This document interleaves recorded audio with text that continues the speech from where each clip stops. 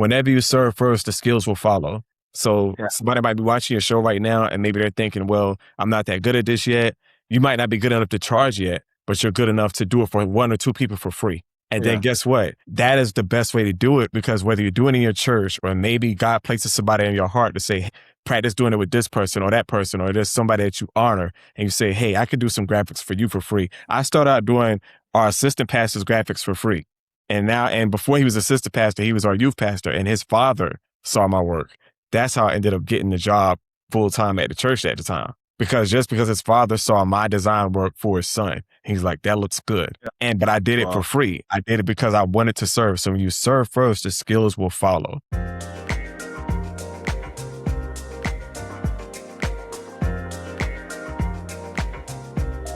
Hello, everyone. We are live today with John Sims. John is the founder of Digital Pro Designs. Yeah, that's right. Digital Pro Designs is a boutique design agency based in Columbia, South Carolina.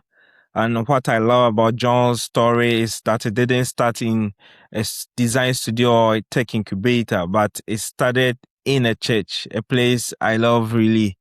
And with a calling he couldn't ignore. And over the past 10 years, he has built something rooted in a belief that most agencies don't talk about. That is, great design isn't just a service, and it's a way of showing up for the people and communities around you. John, welcome to the show. Man, thank you, Kwame. Humble, thank you for that awesome introduction, man. And thank you for having me on. It is a pleasure to be on the show today, man. So I'm very, very much excited. You are welcome, John. Can you tell us about yourself and what you do? Awesome, man. So, yeah, man, I am a graphic designer, web designer, and just an overall media specialist. I got into design at around 2009, around the age of, I must have been around I'm dating myself a little bit, but man, I was probably about 20 years old. Okay, And wow. man, I'm 37 now, but I've loved it ever since. I started out with just Photoshop, learned graphic design. I ended up interning at my church. How you mentioned how Digital Pro Designs was birthed. I interned at my church and I ended up working there full time. And that turned in from graphic design into audio engineering, some video editing, as well as web design. Web design is how I first built my church's website on a platform we use now. I rebuilt our church's website because it needed to be redone. And that is why, that's what made us go full-fledged in the web design now today, man. So that's a little bit of how we got into it, and that's how we flow now. Wow. So yeah, recently you've described how your design journey started as an internship at your work. It was probably not as a paid gig or any business plan, but just an act of obedience to something you felt called to do. Looking back, what did that season of church service teach you that no classroom or corporate job could ever? Well, I would tell you one thing that servanthood taught me. One thing, it taught me servanthood. It taught me servanthood, and it taught me stewardship. Two things that I would say, because in our culture, whether you're in America, Amsterdam, wherever you are, our culture is so big on the numbers, like how much money can you make? How many clients can you get? How much can you get? But those are all things that we see. We see that on the forefront. A lot of times, nobody talks about the back end or behind the scenes of what it takes to steward those clients. Whether you're making a lot of money or a little bit of money, you have to have stewardship first. You have to have stewardship, you have to have discipline, and you have to have a genuine care for people.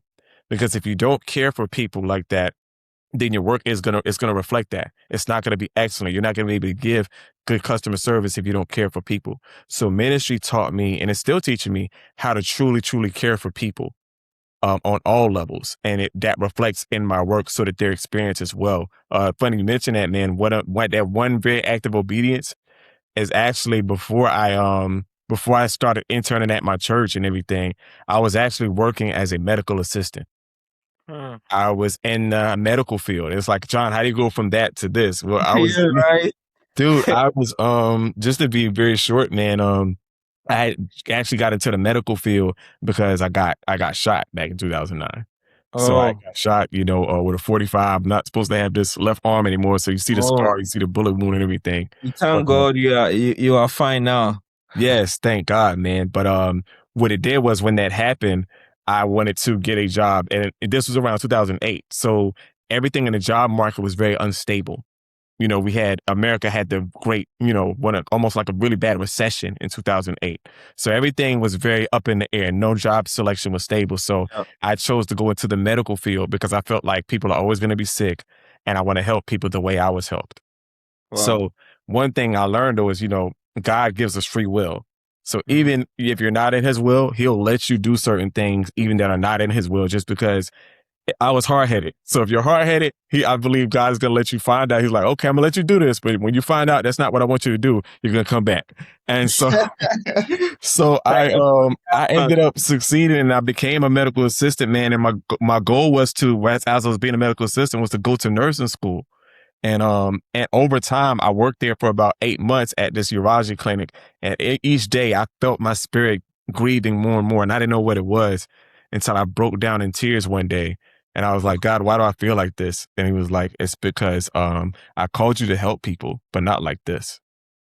Mm. So I left that job not knowing what I was going to do next. And then my next step was to go intern at my church because I always had a heart to do graphic design. The only reason I didn't pursue it initially because back during that time, it wasn't a lot of people in graphic design and web design that were very successful like we have now. Now it is a very booming career field. Back then it wasn't. So I had to really step out on faith. So I'll say another thing for the person who's watching this right now or watching with you. You want to learn God, you'll learn care for people in church, you'll learn stewardship, you'll learn obedience, and you will also learn how to step out on faith.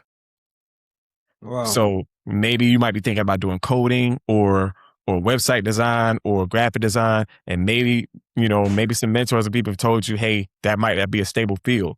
But if it's in your heart to do, and you didn't put it there, don't be afraid to step out on faith.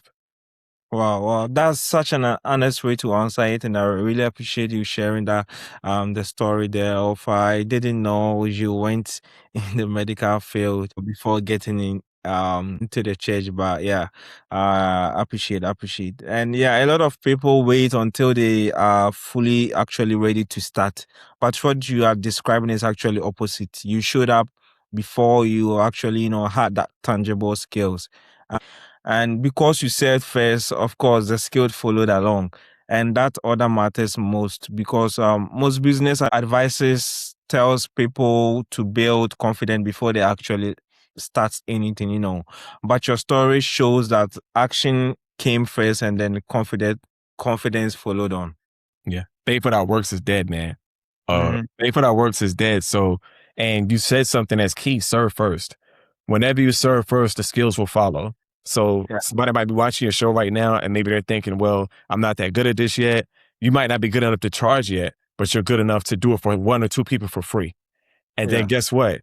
That is the best way to do it because whether you're doing it in your church or maybe God places somebody in your heart to say, hey, practice doing it with this person or that person, or there's somebody that you honor and you say, hey, I could do some graphics for you for free. I started out doing our assistant pastor's graphics for free. And before he was assistant pastor, he was our youth pastor and his father saw my work. That's how I ended up getting the job full time at the church at the time. Because his father saw my design work for his son, he's like, that looks good. Yeah. But I did it for Wow. free. I did it because I wanted to serve. So when you serve first, the skills will follow. Wow. Wow. Yeah. Serve first and the skill will follow. That's such a powerful advice. Thanks. A lot of your client work, that's the churches and the local businesses as well, represent the kind of clientele that bigger agencies often pass on. Do you see that as a market gap you are feeling, or is it something more personal than that? Like, do you feel a specific sense of responsibility to make professional grade creative work access in those spaces? So I believe it's twofold, Kwame. One is at first I didn't think that it was me that was just called to. At first I wasn't paying much attention to, we call it the client avatar, the type of Yeah. client that was being drawn to me. I just noticed they were drawn to me. So all of my work that has never come from self promotion.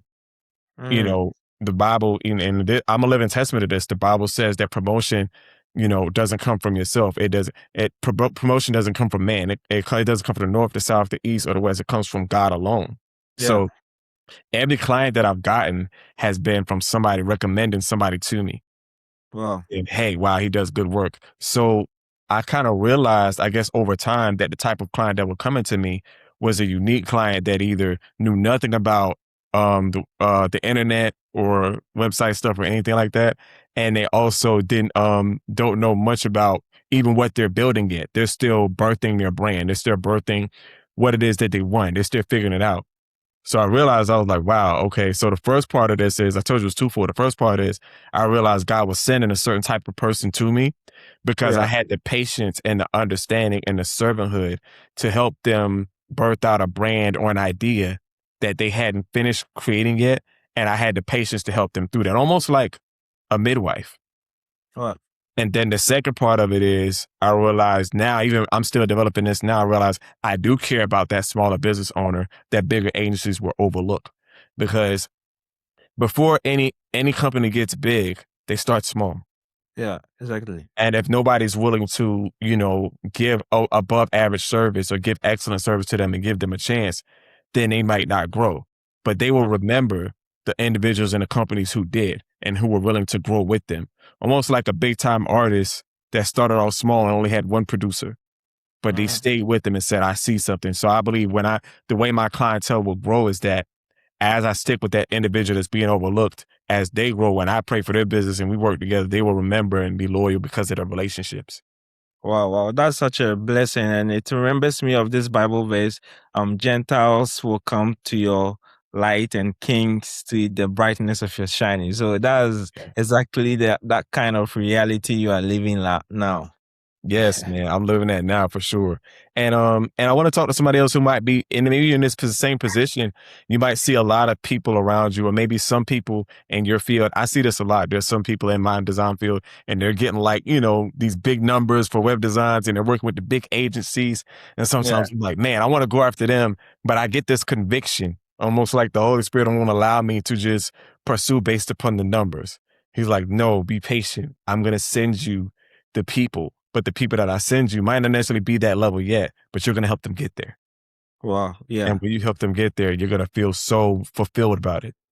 Oh yeah, I love the way you actually framed it, and there's also this real gap between what small community businesses need and Yeah. um what they can actually access, because nowadays the big agencies either price them out or don't take them seriously, Yeah. but there are often the small businesses that serve real people every day, the local church, the pharmacy, and some food vendor out there. But when they look credible and professional, it changes how their community sees them as well and how they see themselves.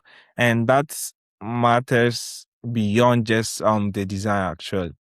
Yes. And Kwame, man, you said something so powerful. It changes how that business owner sees themselves. Yeah. I've had clients who, like, man, one of my long-term clients now, I actually call her like Mama Phyllis. She's almost like a mother to me. Like that's the type of relationship that we have. But I've done plenty of work for her. I still do a lot of design work for her now. I host her website and everything. But I did a logo design for her one day, and I just wanted to make sure I went above and beyond in how we packaged it, how we sent over her brand kit and everything. And she let me know, she said it brought her to tears Mm, when she saw how excellent it was and she said it ministered to her. wow. So that right there, even though she pays me and everything, she pays me for all the work I do.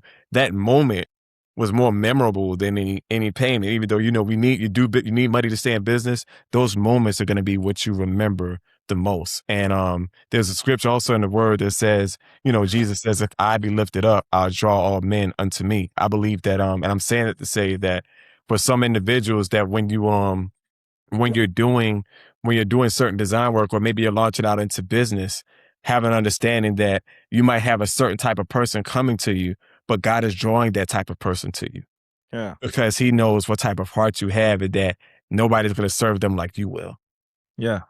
Yeah, and yeah, I also resonate with that with a similar story as well. My piano lessons I give is actually not that of a big business, I would say, but one of my students, her mother once wanted a girl to really her child since when the mother was a teenage, she ever dreamt of her child playing piano, playing piano and serving the church in the same sense. And when the mother was telling me about the dream, and I was sitting there watching the daughter play piano, and the mother was so happy, and seeing myself as the one who God used to make that dream happen, I was like, wow, that I felt this sense of fulfillment in my spirit, and it just keeps me up going. So sometimes it can be hard because they are children, but eventually they will get there. And um watching the mother's dream come true is actually also a dream come true for myself as well. Yes, man. That is a dream come true. And one thing you said that brought to my memory, there's a saying that me and some business partners I work with in another organization say a lot, is impact over income. You're Right. you're gonna make revenue if you serve the people well, but remember the impact first. Yeah, When you impact, Matthew 6:33 says, "Seek ye first the kingdom of God, and all these things will be added unto you."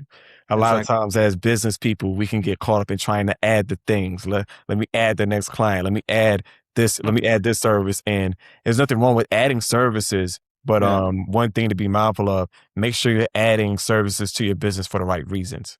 yeah, Make sure you're adding them because you want to serve the client better, not just because you think it'll bring you more money. Because a practical example of it, if you add something that you think is just going to bring you more money, but you don't like doing it, you won't do it well, and you yeah. won't want to do it for long. Yeah, exactly. You made me remember a quote I learned from my role Golden. Um he said something, the quote goes like, money is the byproduct of excellence. Oh, And I that's was good. like, that's a really powerful. So you really do not have to chase money Um, exactly. All you have to do is to be good at something, be excellent in it, and that's where the revenue will flow. You understand? yes. So yeah, in your perspective, when you were saying you don't actually, most of your clients are from referrals, that's this excellent spirit that you have, and then it draws people to you. The same story as Daniel, when he was really excellent in his gift, the king was attracted to him, and then he began to blow up. And if he was in this generation, he would be very rich as well. You understand? So excellence is key, actually. Excellence Excellence is is key, key. man. I completely agree, man. Excellence is key. And sometimes for some people, if you're watching this, you might be getting smaller clients because God knows you're still building your excellence. Yeah. Sometimes we can ask for the bigger things too soon, Hmm. and that hurts your brand, it hurts your reputation. Yeah. So trust, be okay with scaling little by little. Hmm. When a lot of times God does things little by little, because there's no such thing as overnight success. Yeah. There's no such thing as get rich Oh, quick. So be yes. okay with going at the pace he has you at, and be Mhm. content with that, and know that you're getting better every day. Yeah. It takes time to build excellence. It takes time to actually get used to this pattern, and then for your fruit to be shown to people. So, it's time. It's all Yeah. about time. Oh yeah. Right. I want to ask, since serving in the church and the ministry, what are some difficult moments you've encountered relating to human, maybe emotions or some misunderstandings that may go up in the back end? Oh man, well I'll tell you something. One thing about working on staff on at church is you're gonna deal with a lot of personalities, man.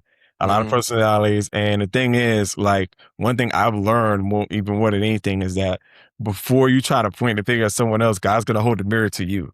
To yourself. Like, Yeah. so for me, some of the challenges I dealt with, I only want to talk about me to be integral, is I learned about things in areas I had to grow in. One Hmm. area that I had to grow in was I would get defensive. Look, Hmm. whenever I would do a graphic or a certain design or something, and somebody had critique for it, I would kind of jump back, kind of snap a little bit, and be like, "What you mean? There's nothing wrong with that." And it didn't hit me until my broadcast manager, because I would manage the graphic designs, and I would manage our website, but also my Yeah. main job was the radio broadcast. My pastor, he's on the radio every midnight, every night at midnight here in the state. So I would manage the broadcast, and my broadcast editor came in and she said, she was like, "I got a critique for this, but don't get defensive." And I was like, and I was about, and I thought about it, I was like, man, she's right. So, so that moment, but it was a growth moment. So Yeah. that moment helped me to see myself and say, you know what? Critique is not necessarily a bad thing. And if somebody critiques something, it doesn't mean I did bad. It just means it could be better. And it Yeah. helped me to be more open to when people critique my work. And I believe that's something, even just from being on staff and serving with the right way, that I take in my business so much now. Because if you take it too personal, you won't be able to manage the right clients. You won't be able to steward projects the right way because you'll think that you're always right, and you can't be in business that way. Yeah, yeah, exactly. As a business leader, you have to be able to take critique and Yeah. take them as they are, and you learn from that. And so, all these maybe negative feedbacks and good feedback, they gather together to actually shape who you are as the leader. Yes, for And sure. I learned recently, my brother brought my mind to something that, I mean, in working with people too, you have to not judge them, but see them from the lens of God. All right. That's good. Because you may see someone as maybe not matured enough. You may see someone as, oh, the way you are dressing is not good or whatsoever. But if you see them from the lens of God, like all these unnecessary judgment will be swayed off. And then you have good intentions for that for that person. And of course it may even lead you to intercede for that person for whatever situation he may be now. So that's an important thing I learned. My brother brought my mind to, and I'm working in that reality. So right now when I see anyone, I see everybody from the lens of God. You are the righteousness of God. You are eh, made in God's image. So you are created for good things, no matter how or no matter what your situation now is. Like I see you from the lens of God basically. Man, that's dude, Kwame. That's good. If I don't take anything else from this talk, then I'm gonna take that with me because that Yeah. is gonna challenge me, and I'm gonna take that challenge to do that this week. See everyone through the lens of God, man. That is so good Mhm. because people do things that are getting your nerves, but that man, that is so good. I'm gonna work to see Yeah. because when you see them through the lens of God, you don't see them for the idiosyncrasies. You don't see what their flaws are. You just see them how God sees them, man. So that's Exactly. and even interceding for them, man. So that's good. Yeah, yeah, Yeah. yeah. So you right now you've been running digital pro designs for a decade now. Yes. You could also hire a team or go after some bigger contracts or expanded your service menu. But instead of doing that, you've stayed boutique at this till this point. Or was that a deliberate choice? And what do you think your clients get from working with a boutique agency that they simply couldn't get from a larger firm? Well, one thing I would say is that wasn't deliberate, but I believe it was godly strategic. Mm, And and so there have been times where I've had small team of people where it's been like maybe, 3, 4, and sometimes we've had interns come on, just to knock things out. But I believe for me it helps me to connect with my team on a very intimate basis, just because I have such a heart for people. And I yeah. believe for me, it's strategic that way because of how I'm wired. I Mhm. learned, even though I've been running digital pro designs, really, I guess you could say like almost 15 years now, because I started back in 2011. But Yeah. I have such a ministry centered mind frame and everything, and how to and serving first, that I actually like having a smaller boutique feel because I get to be one on one and I get to be hands on at times. And sometimes, and I learned that even from being on staff at our church. Our church staff wasn't super huge. It probably was around maybe like 15 to 17 people off and on. But we would have, prayer throughout the week, as a staff, we would, and then we were able to kind of be very relational with team members. So for me, I believe it's very strategic. There are certain things that you can do as a there's pros and cons to big agencies and boutique agencies. You Yeah. can be more hands-on, more tangible, more touchable as a boutique, and then with bigger agencies, they can handle bigger projects, and Mhm. bigger rollouts at a faster time frame. That's understandable. There's certain projects we wouldn't be able to take on because like, hey, we don't have the staff for that right now. Yeah. But I believe there's pros and cons to both. I actually like how we are right now. And I believe if we do scale and add more team members, I'll probably do it on a slow and steady basis Mhm. because it's almost like you ever seen a franchise scale too quickly, like a restaurant or something. and they might have had a really good product. You know, maybe Yeah. the chicken sandwich was really good, maybe the fries or the sides were really good. But when you scale too quickly, it's hard to pour into all those franchise owners to Yeah. teach them the intangibles of what kept you lasting this long. So Mm. you have to be very strategic because as much as you have a system in place, the system doesn't work without the people. Well, yeah. Exactly. So yeah. So I would say it was strategic, man. Yeah, well, strategic. Yeah, that took real confidence to commit to that because I mean, a lot of people would have chased after growth, and scaling fast the moment they realize their product is really good for the community. But I mean, on the other side, too, staying small is often also seen as playing it safe or not being ambitious. But there is a real cost to scaling fast as well. Which is the fact that you can lose direct control over the quality and you may spend also more time managing people than actually doing the work. And clients stop getting the person they hired, which is you.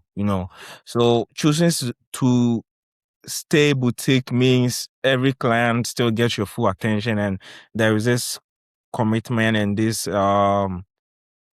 loop of engagement with your client. And of course that's not a limitation, but for a client, that's exactly what they are paying for as well. That's what they want, man. We live in a world where everything is automation and artificial intelligence and everything is scale. So it's tough to be tangible and scalable at the same time. Mm-hmm. Especially if you know, depending on how your business is framed and what the framework is. For me, I'm the face of my business. So especially even more, that's a strategy I've implemented more at the beginning of this year than ever before. So I have to be tangible Yeah. because I feel led. I believe that's the strategy to be the face. I wasn't acting as a face a lot in the previous years, but this year that's the strategy. So I have to be able to give them that type of touch, that type of tangibleness, with me. Yeah, that's right. Yeah. That's right. Tangibility is really important. Oh, yeah. So thinking about where you are headed, what feels most alive for you right now, both in the business and personal as well? Is there any type of client or project or any problem you haven't tackled yet that you are genuinely excited about? Man, so right now we're looking at adding a couple of more services to the company, but I'm a type of person where it's like before I really add a service, I want to make sure that I know the ins and outs of it and how it flows and how it works. Just to make sure if we offer it as a service, that I'm the type of I always think worst case scenario. So if for some reason our contractor or somebody couldn't do it or decide, hey, I don't want to do this project no more. If last thing I could jump in and make sure that this client's taken care of. And Yeah, so for me, man, it's been really and being a business owner, you're constantly learning. You're always learning something. So exactly. we're looking at offering more SEO as a service. Mm. SEO as a service more so this year than ever. And also strategic ad spend or should I say digital marketing and even possibly social media. Because Oh, for a while I didn't want to jump into those areas, but a lot of my clientele now they have multiplicity of needs. yeah, Yeah, and I want to be able to at least serve them, even if it's, every client is different, every project is different, it's customized, no two are alike. I yeah, want to be able to give them that option just in case they want it, but give it to them in a way where they're getting so much value that they're like, wow, like I didn't know I would get all this. But I yeah, also understand we can't do that for everybody. But so yeah, that's the thing. So, but I'm excited about that because it's always a challenge I live off the principle we want to give even more value than what they're paying for. yeah. Because Wow. when you do that way now, it's like the relationship becomes so valuable that they don't want to leave the company because they're like, Yeah. this company I always feel like I'm getting more than what I paid for with them. Wow, wow. Something I'm taking also giving more value than what your clients are paying for. Yeah. Oh, that's a really strong statement. Yeah, yeah, yeah, yeah. So I mean, from what you said, what are you doing about it? About the SEO services you are wanting to add and also like social media. Are you taking some movement on these aspects? Yes. Oh yes, man. So we have been I did a SEO course about like 2 weeks ago. They had Yeah. one on Coursera. So Mm-hmm. did that just so I could be knowledgeable. That way, even if I do hire a certain contractor out and say, hey, I want you to manage SEO for us, that I have full knowledgeability of what he's talking about. And if I need Yeah. to jump in and alter anything, I can. And then today I did even more studying on the technical aspect of it. So which plugins we're gonna go with when we use it. and how to help these sites start to rank locally on Google as well. So yeah. So yeah, Oh, I've been learning and the day was like a hands-on learning day this morning. Before yeah. I had to go out and run some errands. So yeah. Yeah. Wow. Wow. That's brilliant. You've already started taking action. Yes, yes, That's you got to take action, man. It's one thing to talk about it, but it becomes real when you start taking steps towards it. Yeah. That's very true. So, do you have any last remarks to give our audience? I would say the last remarks that I have is impact over income. Be willing to serve, and the skills will follow. And the last thing, be willing to step out on faith. Hmm. Those three things. Wow, they are really powerful, bro. Like, let's go. Let's go. You mentioned free, impact over revenue. Mhm. Be willing to Serve, and the skills will follow. Be willing to serve serve and the first, skills and the will skills will follow. follow. And the third one, And the third one was, bring it back to you. I just went blank. Okay. I said serve first, and the skills will follow. Income over impact. I mean, impact over income. yeah, And the last one was, be willing to step out on faith. yeah, be willing Yeah, to be step willing to step out. out on faith. Wow, Yes. that's really powerful. That's really powerful. Oops. At Yes. least, guys, at least if you didn't hear anything, you've heard these three powerful things you are taking away with you today.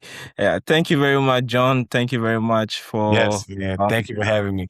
Yeah, you're welcome. In case anyone wants to reach out to you, where can they find you? Oh, our website is digitalprodesigns.com. And that's the same way it sounds, digitalprodesigns.com. If you want to shoot me an email, that's John, JOHN, at digitalprodesigns.com. And then even on Instagram, if you want to find me on Instagram, that's also Digital Pro Designs, or also John J. Sims. That's JOHNJAYSIMS. All right. So, guys, as always, I'll put in the links of John in the description below. So, feel free to reach out to him and learn more about everything we talked about, serving in the church, about digital design. John is always available to help out. So, yeah, thanks Yes. once again, John. I really enjoyed today's conversation, and it was a great pleasure to have you here.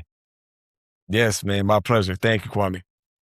You're welcome. So, guys, that will be a wrap for today. I hope to see you in the next episode. Remember, we are here to learn and grow as a community. Stay tuned, and I will see you in the next episode. Bye. Wow.